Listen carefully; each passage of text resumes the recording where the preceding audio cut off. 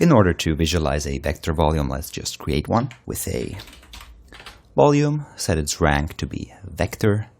Let's call it V for velocity, and again set its voxel size to something small. Then we're going to attach a volume bob again, and let's fill this with our most beloved vector of all, the curl noise, with the help of the curl noise operator. Again, for this to work properly, it needs a positional input here. Let's wire that in, and we will just expose the frequency, offset, and type to the volume bob by middle-clicking on the slots and hitting Promote Parameter.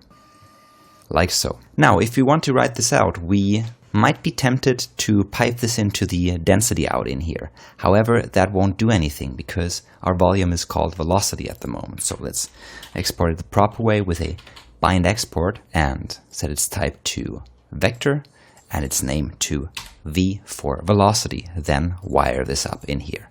And in theory, what we can do, we could also delete this volume bob output here, and it still work. So let's go up one level and let's middle click on the volume bob, and as you can see now, we actually create 3 volumes, v.x, v.y, and v.z. So Houdini internally creates 3 volumes to store a vector on each voxel and splits those vector up into its individual components and stores them into individual volumes. And what we are getting here is kind of weird when we are trying to visualize this volume, because Houdini tries to visualize this as a kind of standard fog volume, so it gets those artifacts and looks a bit weird, and actually we can't read it very well. So what we could try is again drop down our volume slice, wire this up, and tell Houdini to visualize the attribute called V. And why this node worked even when there was no attribute called V but density specified is Houdini automatically tries to find the right attribute if there is no density attribute present in the volume. But I want to be explicit here, so let's just type in V there to visualize our attribute. So this again is nothing that I can really read, because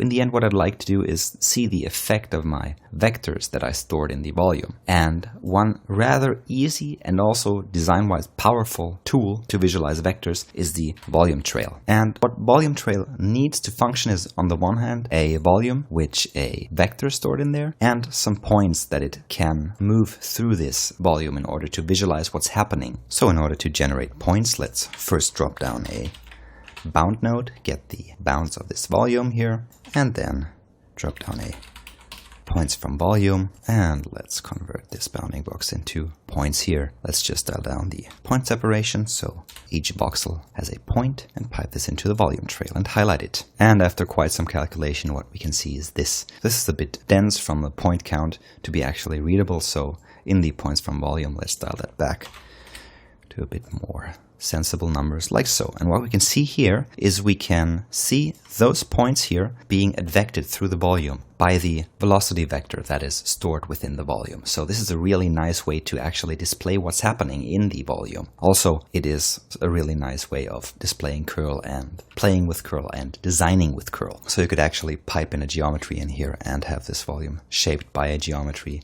then apply the curl noise and then advect points through it and have a really nice curl flowy figure or geometry. But this is a really nice way of visualizing vector volumes.